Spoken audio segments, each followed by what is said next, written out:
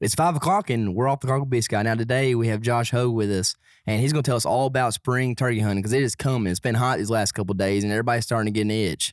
So he's going to tell us when to call, when not to call, what gun you might need, the ins and outs of it. He was trained by his father, which is an old school turkey hunter, and he has a lot of knowledge. So we're going to give right into it, dive in deep. Let's get into it. So Josh, first and foremost, thanks for coming today, dude. Yes, sir. Yes, sir. So tell me about your deer season, but before we get into that, I know turkey season's coming, dude. We just had all this hot weather, dude. You got to be itching. Oh, absolutely, man. Everybody's talking about, oh, they're going to be gobbled out. They're going to be gobbled out. It's like, nah, they ain't going to be gobbled out. I was about to get cold. Yeah. Yeah, no, you're always going to get teased a little bit in February. Oh, yeah. Are you one of those guys that's like, man, turkey season's always too late? You know what I mean? You hear that every year from everybody. Man, I get to travel so much that, man, if they push it back, I just get to hit X amount of states before it opens up over here. That's right. And no, I don't. Where do you start? Usually Mississippi. I had never been to Florida, so I've never killed Osceola, but usually Mississippi, and then kind of might go there for 2 weekends or something like that, just in between work when I can, which is not a far drive over there. It ain't that bad. I'll drive 5 hours overnight, bro. So you're pretty ate up with it, huh? Oh, yeah, man. That's it. And then past few years, I've been to Alabama. I guess the last 3 or 4 years, they started opening it up later. They used to open up with Mississippi, and now they're about 10 days later, so that works out good too. And then once April gets here, man, everybody starts opening up, so you kind of just sit around and pick where you want to go. So do you kind of plan out like your season? Like, do you say, okay, I'm going to go Mississippi here, these dates. Yeah. I'm going to try to shoot over there. Like, is that kind of how you do it? You kind of make a route? Man, I'm blessed just because I get to I work for myself, so I get to manipulate my own schedule as much as I can. Now, if I'm turkey hunting, like when Daryl goes turkey hunting, he might be able to look at that bank account, some money and showed up in it. When I'm turkey hunting, that bank account's going that way, so I still got to get some work done. Yeah, you ration it out. If I was a smart man, I'd plan it all out pretty good. I usually have one big trip a year that I'll, go pretty hard, whether I have to buy a plane ticket or something like that, and get dates set in stone months ahead. I mean, usually I'm either at work or just all of a sudden I'm like, man, I could really, I could drive to Tennessee tomorrow and hunt Saturday and Sunday and be back Monday for work, stuff like that. So more of a fly by the seat of my pants type of deal, usually for the most part all season. So do you like turkey hunting more than deer hunting? Absolutely. Like without a doubt? Without a doubt. Nothing beats that bird of God one. Yeah, no, y'all can have the pine goats. I want the big bird for sure. Yeah, I think if you ever went elk hunting, you would. Oh, dude, he would like elk hunting. Because what you like deer hunting, you kill big deer, right? You kill a lot of turkeys. That's like putting them two together. Yeah, that's what I've heard, man. I want to. But you might not need to because then your wife might kill you. Yeah. She might. You'd be going the whole month of September. Yeah. I'm a hobby away from being a single dad. So you got to ration that out. Can't make mama unhappy. Yeah.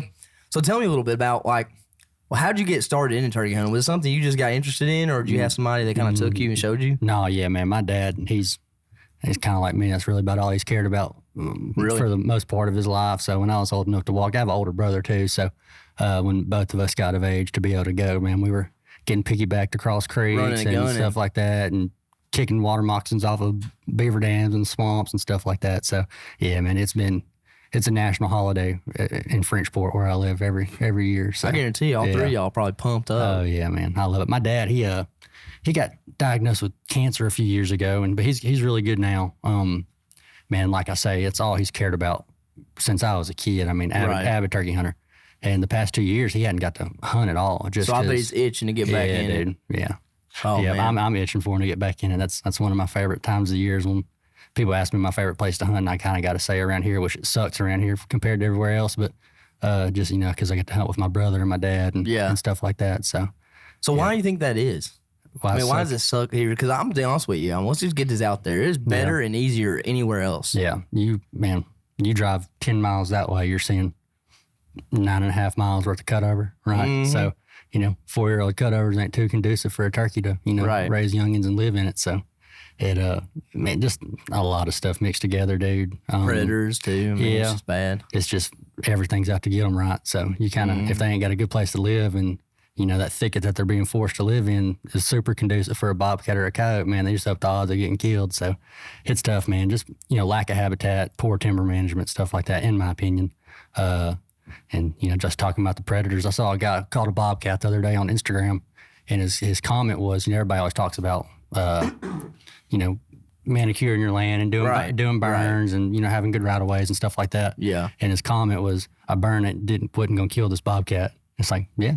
That's true. Or a burn can't fix this. Yeah. So it's a mix of a lot of stuff. So what do y'all do for the predators? I just pretty much trap. Yeah. Really? Yeah. That's all I do. I don't really get into the, predator calling and stuff like that. I just kind of once I get done deer hunting right before Christmas, something like that, I don't duck hunt no more. You don't do that in your all's property? Yeah. And then I've got lease land or something? So I own a pest control company in Camden. And I recently started, kind of offering cause if you're in a lease around here, like most people are, you kind of, your hands are tied behind your back to what you can do. You can't go out there and light Anthony Timberland's property on fire for the name of a turkey. They'd be pissed off, right? They'd be real upset. So yeah, but there's some stuff you can do. I mean, it takes a lot of time and traps are expensive, but just mostly the time thing. So I kind of started offering that and have a few jobs lined up now that I get to go do. But before then, man, I was just trapping all my stuff and Buddy's stuff. So, a little bit of property I get to do what I want on. Yeah, it gets hammered pretty hard, so there ain't much wildlife besides the wildlife I want there. That's right. Then you gotta go out of state, kill your birds, man. Yeah, how many traps do you think you're running now? Man, I pulled roughly. Yeah, I pulled a lot just for the weather coming up, and then I'm going to be out of town next weekend. So I like to leave them out as long as I can, really, as long as there's still predator sign there. Man, if I can run 50 at a time, that's great. But I think right now I got 10 out, and I was telling Aaron earlier, I'm going to go pull them probably this evening when we get done here. How many bobcats, coyotes, how many of those think you kill a year? Man, right now I hadn't been doing it, but for a week and a half now this year, something like that. And I think in a week and a half, I've caught 3 bobcats, 3 coyotes, 2 foxes, and 50-something raccoons, and and a skunk, and several possums and stuff like that.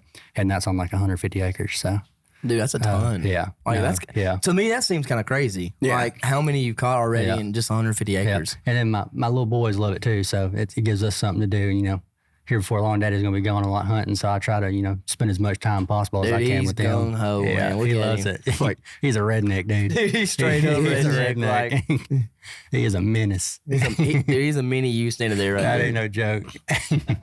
He's looking like, I did this. He's dangerous looking. Yeah. He just needs to learn how to skin them out now. Hey, make it a little easier on you, huh? Yeah. So let's talk about your deer season. You had a pretty successful deer hunt, huh? Yeah, man. Like I say, I'd give it all up for a turkey right, but I still like to travel and go do stuff like that. Kind of deer hunt around here too. You can get a good deer around here, and I struggle with being relative to where I'm at, right? So around here, you shoot a 120-inch deer, man. That's a good deer. You're king of the But and I just find it hard to this year. I went to Illinois the first week in November and killed a really good deer, and then came home. And the next day I was home, I went and hunted on the river over here at the house, and man, probably 110-inch 6-point, just a big gnarly 6-point, just walked right by me. Dang! What is this? That's deer you killed in Illinois this year? No. I killed him. I'm gonna say you got that thing done quick. No, I killed him year before last in Arkansas. Dude, that's a stud right there. That's a public land deer, right? Yeah. Here, I'll hold it where y'all can see it. You didn't touch some big deer lately, B. Scott. Yeah, I know, man. Y'all really messing me up. Yeah. It's I get out the pine thickets, dog. You see that on the camera? What a deer. That's here in Arkansas, right? Yeah. Public land. Yeah. On the river. What's that deer score? 170 on the dot. Here you go, Pink. 170. Yeah. He broke 3 or 4 inches off right here. They'll say 120. Yeah, it's all right. Oh, the internet will say it'll be 120 by the time this gets posted. They wasn't the reason I was shaking when I shot them, so they can say what they want. Dude, that's a great deer. That's a good deer. Yeah. That's Arkansas public land, huh? That's it. Yeah. I honestly feel like if you're hunting South Arkansas, the pine plantations and stuff around us, yeah, dude, you got a better chance killing a big deer on a lot of the public.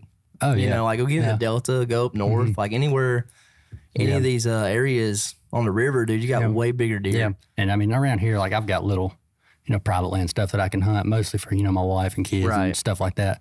And man, just as far as I go, even with trapping and anything, man, I'm always looking at sign and, learning about sign and trying to kill whatever I'm after just pretty much off a sign, right? So you're on 40 acres and, you're following a scrape line or a rub line or a deer trail or something like that, or you need to get to this certain spot in this thicket, and all of a sudden you see it 40 yards ahead of you and you're standing on the property line and can't go no further. So I'd rather be able to walk myself to death and, not really run out of room there.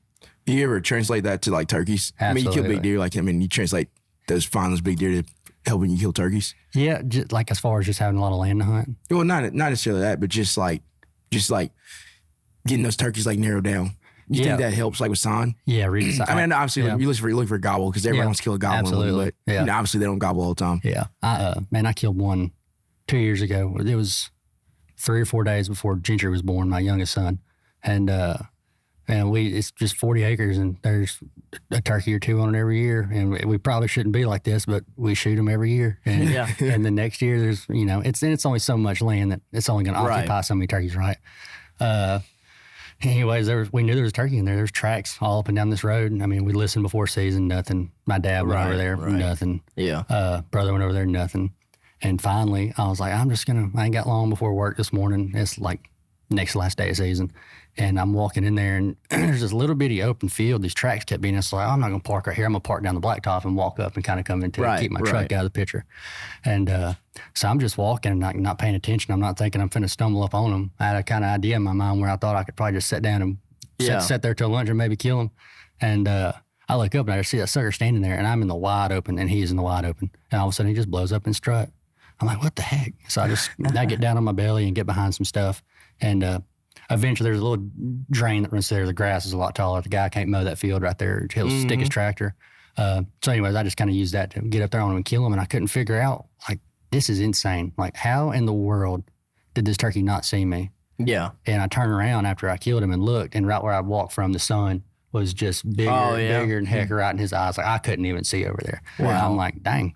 I could Dude, it's awesome when it works out like that. Yeah, I got to walk flat foot straight to him. You look like turkey.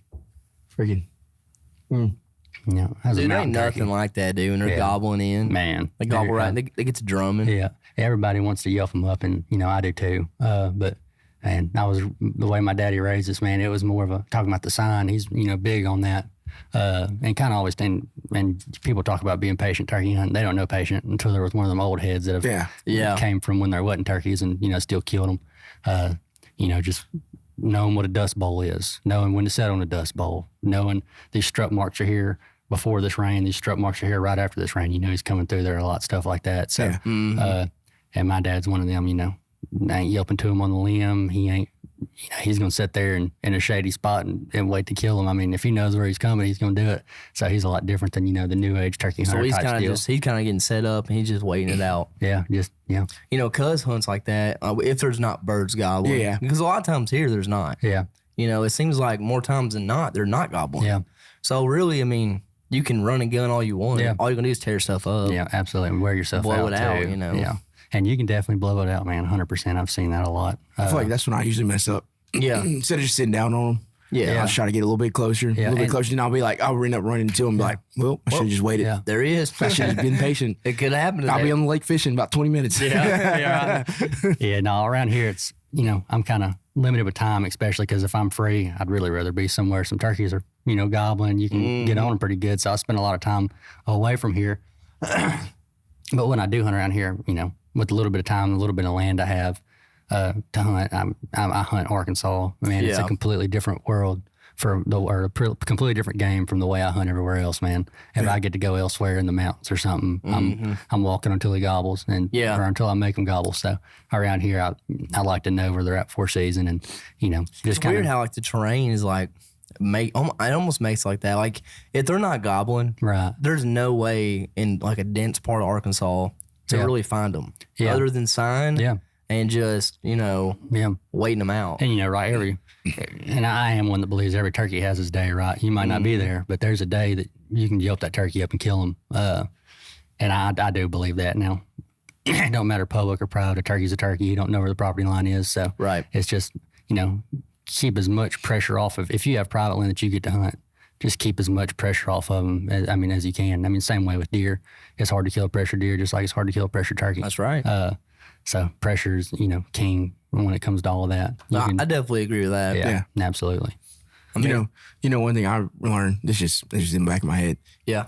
I realized how much it was easier out of state turkey hunting because when I go out of state, I become a turkey killer. Yeah. When I'm here, I'm like, dude, if I kill one, this is gonna be happy. I'll be happy. But I go out of state, it's like, I'll say Nebraska, you can't buy tags there anyway right now. Right. But I go there and I'm there for a day and I'm done.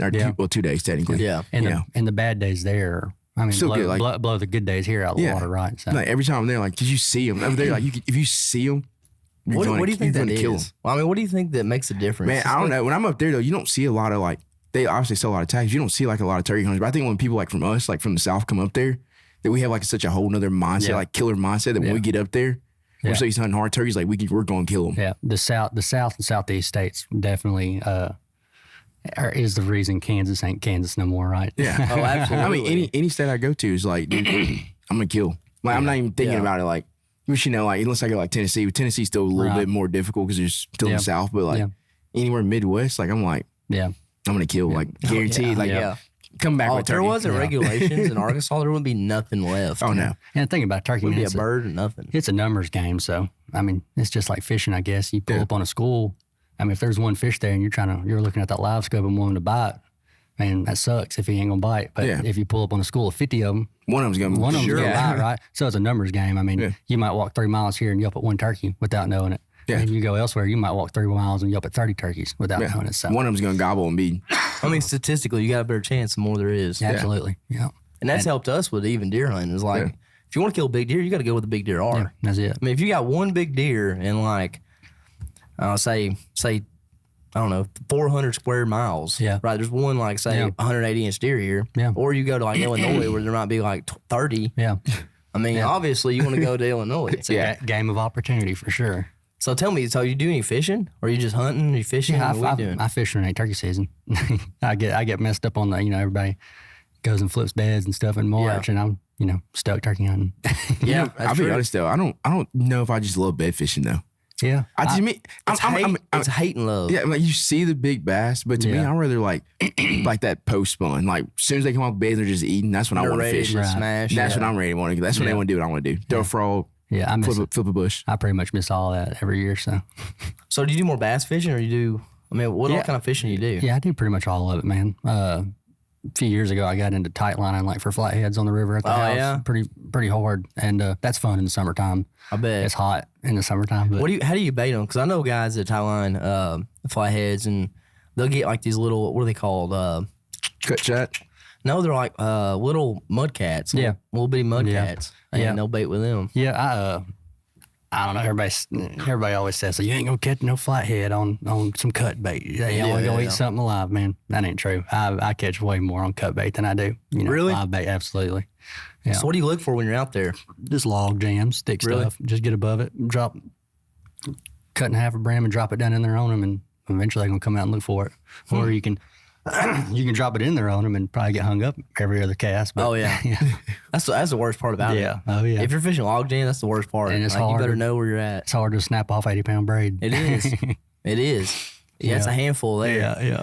So I mean, the fight though is insane. We fished the Arkansas River a bunch, tight line, and we'll catch a bunch of big blues and stuff out there. And dude, fighting them in that current. Yeah. Dude, it's nothing like it. No. And I mean, it's just like catching a Kentucky bass versus a black bass. I'm fishing that current just a lot healthier, a lot stronger. It's like the closest you can get to like ocean fishing, like deep sea fishing in Arkansas. Yeah, I agree. Yeah. That or snagging. Yeah. If you're snagging, I imagine, catch them on the backside somewhere. Talk about a fight. Oh, it's horrible. It's horrible. Right below a dam where the current's bumping. Oh, man. It's all just swirling, dude. Like, you think you got like an 80-pounder on, come back like 15 pounds. Right. Where's that turkey at? Alabama. That's in Alabama? Yeah. Doesn't even look like Alabama. I know. It's not what I pictured. I thought you were going to say like Missouri. No, that's Alabama. Right there in that cutover, huh? Yeah. So where are you planning on going this year turkey hunting? Man, right now on top of your head, just Mississippi for sure. Louisiana being so close to us, I'll probably take a kid down there on the youth hunt. And then, if season works out good, go down there. I mean, I work in El Dorado, so I'm right across the state line, so I can pretty much hunt Louisiana before work if I want to. Yeah. And maybe Oklahoma, Missouri, Indiana for sure. I might go back to Alabama. I'm not sure yet. If I can weasel my way in somewhere in Texas, that same week I always go to Alabama. I'll probably go to Texas if I can. And then I think in May I'm going to fly to the Northeast and hunt 5 or 6 states for about a week up there. So you got a pretty busy schedule. Yeah, I hope so. I mean, hopefully that's going to be a lot of dead birds. I hope so. Yeah. What kind of gun do you shoot? A Benelli. Really? Yeah. Which one? Super Black Eagle 3. Yeah, I have a Burris Fast Fire 3 on it. And if y'all don't shoot one of them, red dots, they're nice. It's dude. a game changer, man. Dude, so you believe in the red dots? That's my next question. Yeah. I do, dude. Absolutely, man. And for a kid, you know, when I remember just being a kid and sitting between daddy's legs or something on a turkey, and all I'd say is just keep your face on the gun, keep your face on the gun, and you know, kid's gonna look up and you want to see it die. You're about to get thumped. At that point, you know? you're shooting right above the turkey's head. Man, that red dot, you could hold that sucker with 2 hands like this and look down it. As long as that red dot's on it, it don't matter. And what I like about it too is like sometimes, you know, the turkey don't come out where exactly you're planning to. Yeah. And you might not be able to just fully swing on them. So like even if you're off the gun a little bit, the red dot will move accordingly to like where your eye's at with the gun. Yeah. And you're able to actually, you know, you don't have to be on it to really see where it's gonna hit. So do you ever think like flying? Like you say, you're going up there north, right? Yeah. Fly, do you ever think that red dot gets off? Do you shoot it when you get there? No. Man, it's so small and it's just such a simple system. Like, I don't have like a Picatinny rail or nothing like that with the big ridges. I think my wrist or my mount's a some toy or something like that. So you get your gun's tapped for it? Yeah, it's tapped, man. And it's 2 set screws, and you could probably put Loctite on it if you want to. If it don't get unsighted when I'm hunting, banging it around in the truck and dropping it's probably good. It's probably good, yeah. I just always wonder, because you see airlines, like if you get on a plane, you look, they just know your stuff. You're like, oh my God, are you kidding me right like, now? Imagine going like on a big like elk hunt or like a big mule deer hunt or something, and like your rifle scope's been like cranked on. If it's a bow, I've knocked a bow off many times on some stupid stuff, so I'd shoot a bow for sure before I'm hunting with it. But that shotgun, man, I actually got so many pellets too. It didn't really matter that much. I mean, if you're pretty close, yeah. So what kind of shells you shoot? Tungsten. I've got a buddy around the house that hand loads them for me. So, oh really? Yeah. Pretty good? Yeah, man, they thump. It hurts on both ends. One of my earliest memories of turkey hunting, and I'm sure there's a lot of people out there like this. Now, your dad gives you a 12 gauge because everybody, you know, back then, there was nobody shooting 20 gauges. Nah. Yeah. So, like, 12 gauge was a turkey gun. Yeah. And it was a Mossberg, real short Mossberg. Yeah, I already know this game. And, dude, it had 3.5 in it. And the bird wouldn't come no closer. Got hung up on a log. He's like, can you see him good? And I'm like, yeah. He's like, go ahead and shoot him. Well, I was leaned up a little bit to see him good off the tree. Yeah. And I had it on my shoulder. And dude, when I pulled that trigger, it like spun me, like kind of sideways into that tree, dude. Yeah. Dude, I was sick. Nothing. It slapped me, dude. Nothing kicks harder than a Mossberg 835. Them jokers are rough, man. I ain't never owned one. I ain't ever gonna own one. It'll test you, show you what you're made of. Yeah, they're rough, dude. You got a collarbone snappers. You got a preferred call? Yeah, just like a brand or brand or man, Rolling Thunder. They got some super good dudes on their team over there that just guys that can flat out yelp on one. Yeah. And I'm one of those guys too that you ain't got to sound like a national or a world grand champion caller to kill a turkey, right? But man, they do have stuff. They have a call for every. I mean, if you want to make a sound on a call, you just pick one. If that don't do it, somebody else cut one on that team that probably, you're probably gonna get that sound you're looking for. So, yeah. And I'm pretty much diaphragm call or mouth call. Pretty much have one in my mouth all the time, and then a glass call. I keep that pretty handy on me. I really like a glass call a lot. So for people that don't know, why would you go to a glass call over a mouth call? Yeah, man, you're on top of a mountain somewhere. Weather can be perfect. I mean, but you're on top of a mountain somewhere, and if he's 2 hilltops over, you just want that popping, screaming thing to get to him. And then in the wind, man, it cuts through the wind so much better, man. And man, I've been hunting with folks before, and they're on the gun and I'm calling or something, and I strike a turkey with that glass call, and I hit him with the mouth call, and he don't want it, and then so I hit him with the glass call, and he loves it. Yeah, and see, it's weird like that sometimes. Yeah, man, I know. It's that little. I think it's the little the pictures, like a frequency of it that hits the ear. It could. Well, I imagine turkeys, gobblers are a lot like us. Like we have preferences. We like listen to and looking at. Like, for sure. If it's not your type, it ain't your type. Yeah, just don't want it. That's right. That one sound like a big girl. Yeah. Like I'm gonna hold off, wait for some different hen to walk by. You know what I mean? That dang glass call, man. If he's either gonna gobble because he wants it, or he's gonna gobble because I scared him half to death. Yeah, little shot gobble. It's great. It screams, dude. You ever kill turkey in like a bad storm? Yeah. Shot gobbling and stuff. Yeah. I remember, most folks would stay home during the rain, but we'd wake up in the morning and Dad would be like, "It's thundering outside," and I'm like, "Oh." And so nice. it means one thing. Yeah, I don't mind hunting in the rain, really. I'd rather hunt in the rain than in the wind, I'll say that. Wind's tough. Probably the toughest thing conditions for turkey hunting, in my opinion, for sure. I agree with that. When it's windy, man, it's hard to locate. Yeah. You know, like another thing too is like your ears. Yeah. You know, a lot of people don't know it, but they might only have like 40% in one ear, 60 in the other. Yeah. You know, so like getting your ears checked out and kind of knowing what your hearing is like will help you locate these birds. Because a lot of times they are gobbling and you're hunting with somebody. Daryl's like, he's over here. And I'm like, he's over there. We got a problem. Right. We got to split the difference. Yeah. One of us go left, one go right. And there's different types. I mean, different types of wind too. Like if you're standing in a spot and let's say it's windy regardless, that wind coming through the top of the pine trees ain't near as bad as that wind hitting you in the ears. So, you know, you got to position yourself to where you can hear, and then you just kind of got to hunt stuff that same thing's happening to a turkey. He don't want to be vulnerable nowhere. Right. So he's going to be in a spot where that wind's not as loud on him too. So, you know, drains in the mountains, stuff like that. I killed one last year. I mean, it was like 30-mile-an-hour wind. And I knew there was a turkey in there. This was in Kentucky. Anyways, I'm over there trying to find them. I killed a turkey in there the day before, and there was another one in there. And I went to a different spot and it didn't work out. And then so I went back over there because I know he was in there. And I'm just walking and sitting. I mean, I'm on this mountain for 2 hours probably, just trying to peek through nooks and crannies and stuff like that. And finally, I kind of come up and I roll off this hill, and the wind's just kind of quiets down on me some. And I just hear something down in the leaves scratching, like steep, like right below me. I just hear scratching. I'm like, what the heck? And so I just stand up and lean up against a tree, and I just kick my feet a couple times, and the scratching stops. Then all of a sudden, all you hear is, and he pops up right in front of me, and I killed him.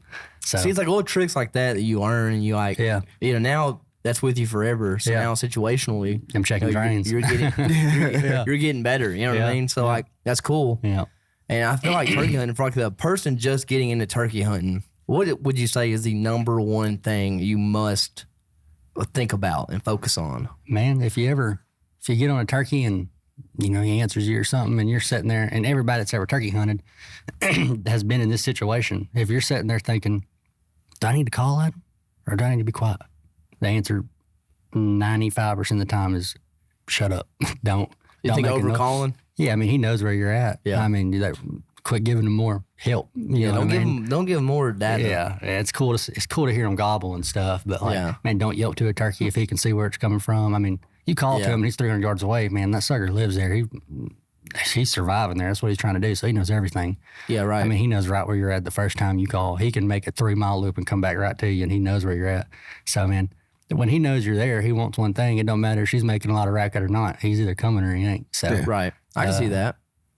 But yeah, I've definitely been guilty of that myself. Yeah, that's just trying to make something happen, you know. Yeah, and you want to try to keep up with them too. Like, that's when I will call a lot. Like, we killed a turkey last year. My brother's little boy killed his first turkey with us.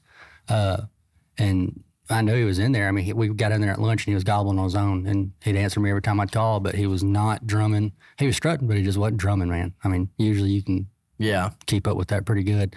And I was like, well, dang, I mean, he's a little kid. Like, we just messed up 2 hours before then because he's just nervous and young. And I was like, well, I got to let them know. I backed off like 75, 80 yards from him. I was like, well, I got to figure out a way to make sure that they know he's finna come around this corner, because he was down a deer lane and we'd come up this other deer lane, and, you know, you got thicket in between us so he can't see. So the idea is just getting him to come around the corner and shoot him. Yeah. Shoot him as soon as, when you see him, have him be in shotgun range type of deal. Yeah.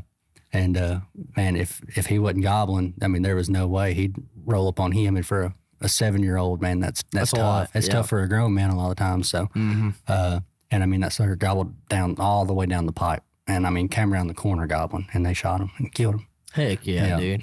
So what's your favorite hunt story? Favorite turkey hunt story? Like, when you think back to like the glory turkey hunt, what does that bring you to? Man, I got a bunch of them. I remember, I don't know, I was 12 or 13. I just got a phone. And me and Dad were hunting in the river bottoms down there around Camden. And there was a turkey that'd been in there, and there's a big slough. And you can't get to the other side of the slough because you're locked off by private land. We had like a little bitty, that lease we were on had a little bitty strip that we had across the slough, but there wasn't a way to cross. And I mean, it's 100 yards wide.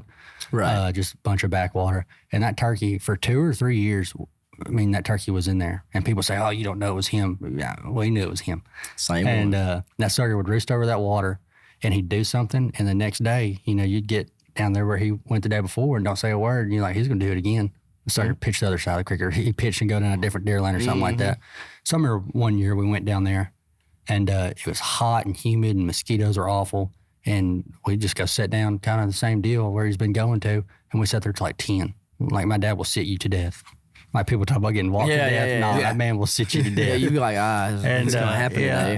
And like I said, I fall asleep or something, wake up, and Dad's like, well, let's just go over there and, check out that slough. I mean, we've tried to find ways across it. Daddy wasn't going to swim me across when I was young. And water moccasins everywhere. I mean, I'm not scared of a snake, but that was an eerie place. Yeah. And so finally, like I say, I just got a phone. That's how I remember this. I find a beaver dam, and I'm like, Dad, I'm going to try to hit this beaver dam and see if I can get over there to the other side. And he's like, you ain't going to be able to do it. So he's like, we've tried for 3 years. You're going to go out there, and it's going to go to a knoll, and it's going to stop, and you're going to be just on an island. So I take off, walking, not paying no attention to nothing, walk down a beaver dam like 40 yards. It breaks and cuts back south, and I walk down it that way, and then the beaver dam breaks again and goes back over there. And I get over there, I'm looking, and I'm like, man, I think this is, I think I'm across. And I call Dad. I'm like, Dad, I got to cross. He's like, oh, no, the hell you didn't. He's like, you did not get across. I'm like, Dad, just hit that beaver dam and follow it all the way to me. I said, I promise you I'm across. And he comes through there, and he gets to the other side, and he is cussing me up and down. And I said, what is your deal? He's like, you didn't see a single one of them damn snakes on that beaver dam? Oh, man. He said they were everywhere. And it's crazy how it works because, I mean, that humidity kind of broke, like a front that came through. About the time we got over there, sun came out, birds started chirping. Daddy yelps one time, and that sucker gobbles right in front of us. Oh, my gosh. And we sat down, didn't call again, and he comes following the hen right to us, strutting. And he was a giant. He's still the biggest turkey I've ever killed in my life. Heck really? That's awesome. Yeah. That is cool. Yeah. And, you ever been bit by a snake? Not a bad one. I remember one time we were sitting in a cutover, and before daylight, and there's a little swampy spot in it, and you just hear something tapping something. You're like, what the hell is that? And turn a light on and look. Dang, little cottonmouth striking, the green lacrosse boots. He couldn't get it. He's young. He couldn't get his teeth through them. Oh, or my his gosh. fangs through 'em. So that makes me want to throw up. Sit there, pop it. Just pick your foot up, put it on him, and squish him, and sit there, keep listening for a turkey. See, I'm you know not what Daryl would have did. I would have died. I would have emptied my gun. I hate snakes, dude. That turkey would have been over. I'd be like, that'd have been the death of me. I would have ended up killing myself some other way. I'd have shot my own foot trying to kill it. That's one thing I can about see that, dude. Yeah. You got to hunt with them if you hunt in Arkansas that time of year where we're going. That's why I think I like the West too. It's easier and there's not mistakes. Yeah. I'm snake booted up, dude, from like day one. I'm like, what's up? We were on a mountain last year in Indiana. And I'm thinking, I go to places like that too. I'm like, there ain't no snakes up here. Cool. I was like, ain't no snake up here. And y'all know Gage Welch. Yeah. He was with me. And been in the woods his entire life, scared to death of a snake. I'm talking about bad scared. Like, I don't even look at the ground. Blame him. I don't even look at the ground really when I'm walking around. I can't say I don't disagree with him. I don't blame him. I hate him, dude. Yeah, we're walking and I step and I just hear him go, whoa, like freak out. And I turn around and look. There's like a hog nose snake or something. I'm not sure really what it was. And I stepped right over it, and he was freaking out. He's like, there ain't supposed to be no snakes up here on this mountain in Indiana. He'd be mad, dude. I'd be mad, too. About this ain't right. See, my problem is I'll see a snake, and then I'm like, all right, now I've seen one. I know they're here. Yeah. All right, so now I'm like overlooking, and I'm like going real slow. No, turkey hunt's over. Makes my whole turkey hunt so stressful, dude. Yeah. Turkey hunt's over. I'm now hunting snakes. Yeah. Oh, when I pick a tree and sit by, I'm scouting the area. Oh, my light's on. My light is on. Like, I don't care if the turkey, my light is on. I ain't just sitting down. I don't care. Yeah. I'm kicking leaves a little bit. I ain't that tore up about it. That's that turkey I shot in the wind, and that's my shotgun with the red dot on it. Hey, yeah. That's a pretty scene. Yeah, dude, that's just a little creek that runs through both sides of that. It's pretty right there, but when you got to walk up the hill on both sides of it, it's not pretty. It ain't pretty anymore. It ain't that cool. It's only cool for that picture. Yeah, when I think about like the sceneries of like turkey hunting, though, I think of like creek bottoms, river bottoms, stuff like that. Yeah, I've got to see some pretty stuff going and doing all of it. Man, it is. Yeah. Ain't nothing like it. No. It for sure is. For anybody that hasn't turkey hunted, I mean, let's be honest here. It is a really exciting. Yeah. I would say the most exciting of all the hunting, especially in Arkansas. Yeah. Because like when it's happening, and you're not controlling everything because like the bird's doing his thing and you're just trying to like make the best decisions you can. Right. It's an adrenaline rush. Yeah. The whole time. Yeah. I mean, it really is. Yeah. Yeah. It's just a game, man. Once you figure it out, it's just kind of one of those things like, man, I did that. It's like, heck yeah. Yeah. You got to pay attention to people that have been doing it way longer than you. Yeah, man. If for anybody that's, just kind of getting started, if you know an old head that turkey hunts, I mean, that's going to be a lot better option for you to learn than, watching a YouTube video. And somebody started YouTube now and kill 4 turkeys and they're teaching you how to turkey hunt. So I don't know. Dad always said, don't listen to a man about turkey hunting if his beards can't fill up his pocket, and don't listen to a man about fishing if his freezer ain't full of them. So that's right. Hey, that's true. That's a very true statement. That's why you can't listen to me about neither one. Neither one don't listen to me. No, that's good stuff, man. I'm excited for it. It's coming. It's been hot the last couple of days, but it's about to get cold again. So it's just a sneak peek. Yeah. But it's on the way. I know the next go around, it's gonna be time. It's gonna be time. Yeah. I'm ready. Yeah. We just got to make the decision. I know me and Daryl do, like bed fishing, turkey hunting. Yeah, it's a tough decision. Y'all know my answer. I know your answer, dude. I mean, no. I say we just do both. Yeah, that's the easy thing. You know what I mean? Just put the boat wherever we go. Just take the boat in the back. Boat. Yeah. Like, hit them both. Hit them both. Why not? Yeah. Yeah. I feel like my turkey hunt's in pretty fast. Pretty fast. I know when I'm done and messed up. Yeah. Yeah. Oh yeah. I know when I messed up. Like, and that's hard to overcome too. Like when something doesn't go right and like he's not going your way. Yeah. It's like, well, what do I do now? And what you think to do automatically is over try. Yeah. You got to try to somehow, James Bond save this turkey hunt, and you end up screwing it up when you could have just came back the next day with a better plan and probably killed him. Just let them have it for the day. Come to it for now. I can't never do that. Nah, I have a hard time. 2 years ago, I went turkey hunting, and this is funny. I got there, got all set up, knew where the turkey was and everything, called him up.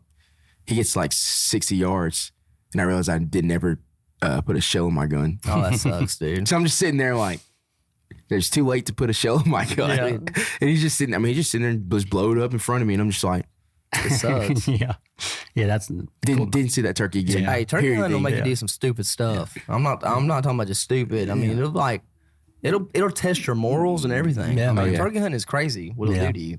Yeah, we're all human, right? It's at the end of the game, you got to kill them, for the game to be the game. So you kind of want to come out on top. Sometimes I want to be part of that new hunting club everywhere. You seen it? Yeah, Posted. Posted hunting club. I want to be part of that some days. Yeah. You already know because his problem is you hear them gobbling. You know they're fired up. Yeah. You're fired up. Yeah. Why wouldn't we just make this thing? Weird. You don't walk 7 miles. You're like, damn. All that just for you to sit there and then they'd be walking back and forth like just down a little line. You're just like If it ain't going on, I walk a lot of miles trying to strike a turkey, and that's my favorite part about it is, you can be hot and tired, and you can walk 6 mile loop on this mountain, something like that, and you make it back to the truck, and you might yelp one time, that sucker gobble right there at your passenger side door. So it's just a game of you gotta go to know. Yeah, no joke. Absolutely, no. It's one of them things, dude. You need to go, you need to experience it, and you'll either love it or you'll never do it again. Yeah, more than likely you'll probably love it. If you have a good turkey hunt, it's gonna be hard not to love it. I mean, have you ever got lost out there, though? Yeah, I've got lost out there before. Did he get lost? Yeah, I got That's lost. A story for another day. Really? You got lost? Lost. You got lost? Facebook lost. Yeah. I was a kid till I was in high school. What? First time I ever went to Mississippi, and we're hunting national forest down there, and there's no phone service. We're sleeping in a tent and stuff. Y'all roughing it. Yeah, and it gets to be evening time, and I'm like, well, here, just let me out right here on this logging road, and I'll walk it and try to reach turkey all the way down there in the bottom or something. And I'm walking, and I take a 4-wheeler trail that looked a little more clear than this other little trail, and just end up taking some turns I probably shouldn't have took. Yeah. And all of a sudden, a thunderstorm comes up, and I'm talking about a dang turd flutter, son. It was bad. And phone died. And I didn't have a flashlight or nothing. And so I'm at this point, I think I know where I'm going, and I walk the opposite way of where I should have went. Oh my gosh! And dude, it turns into like midnight. And it's 30 degrees. I'm soaking wet, crossing logs, and I'm just trying to pick a sound in the distance to follow, and maybe I'll walk across a road or something. And finally, I'm just freaking freezing to death. And I don't know how many people's leases I crossed that night. And finally found a food plot with a deer stand on it, and I climb up in it to get out of the rain, and I take all my clothes off and try to dry them out. Mm-hmm. And it's one of them cold nights. That box stand had red wasp in it, and they were getting cold, and they were falling out of the nest. And so I'm sitting there in this chair and I hear stuff going on. I'm like, I don't care. I'm not getting back out in the rain. And all of a sudden, red walls started falling on me. And I'm like, oh my God. And so, how could it's getting worse? Yeah. You know what I mean? Yeah. And so it breaks daylight and I get my clothes back on and I'm coming down the ladder of this deer stand, about to start walking again. And I see a guy walking around the corner toting a decoy bag.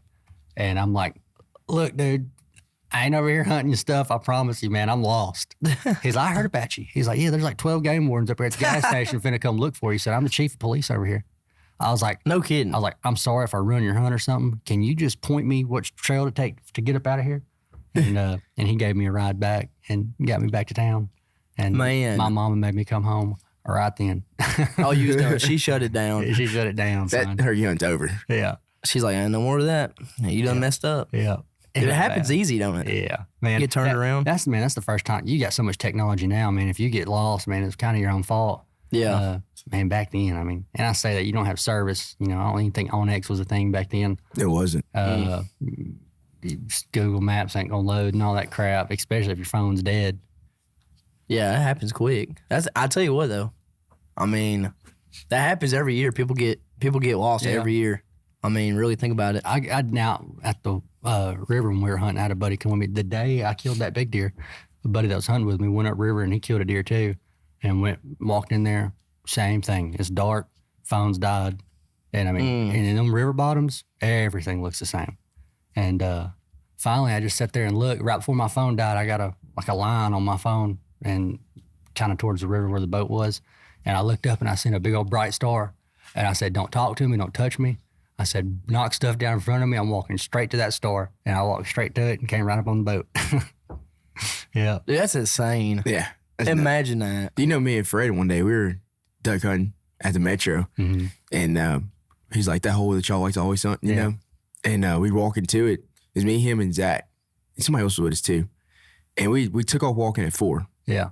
It was like 5:30. We still ain't made it there. Yeah. And I'm like, Fred, I promise you, I've seen this same light over there to our left. I've seen this same tree at least 4 times. Yeah. He's like, no, man, I know where I'm going. It's before like on next. I'm like, Fred, I promise you, I've seen that same light. We've walked past that person like 4 times now. Yeah.